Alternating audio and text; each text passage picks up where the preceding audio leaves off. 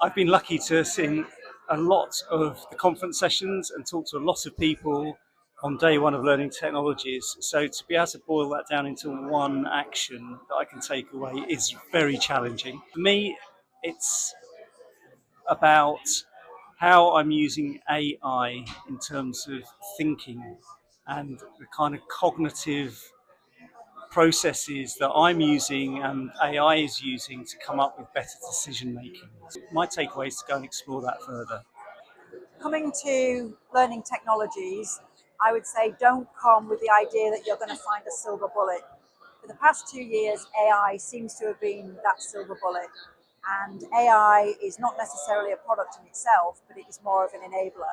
So when you come to talk to people about what it is that you're looking for, think about not hello, what do you do, but more what are you looking to do, and come with some idea about what outcomes you're trying to drive, and you will derive a lot more value from your time here at Learning Technologies.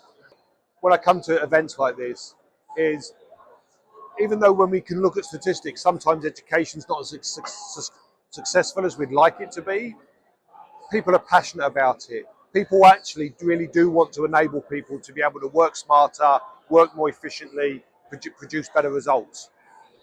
So that's really always, really excites me when I come to events like this. The thing that I always do find though is if we look over the history of education, especially if we look over the history of on-the-job education, we go back to the 90s, it was education that was very focused on, this is how you do something in a piece of software, very procedural based.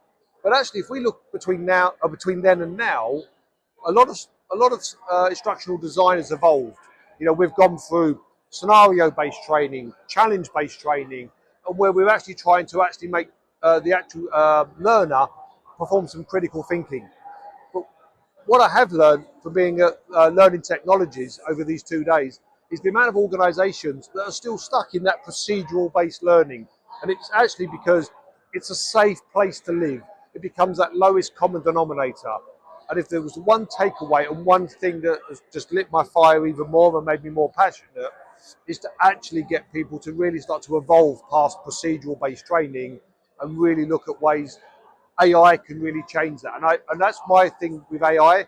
I think it's going to be the technology which does allow us to eventually move away from procedural-based training.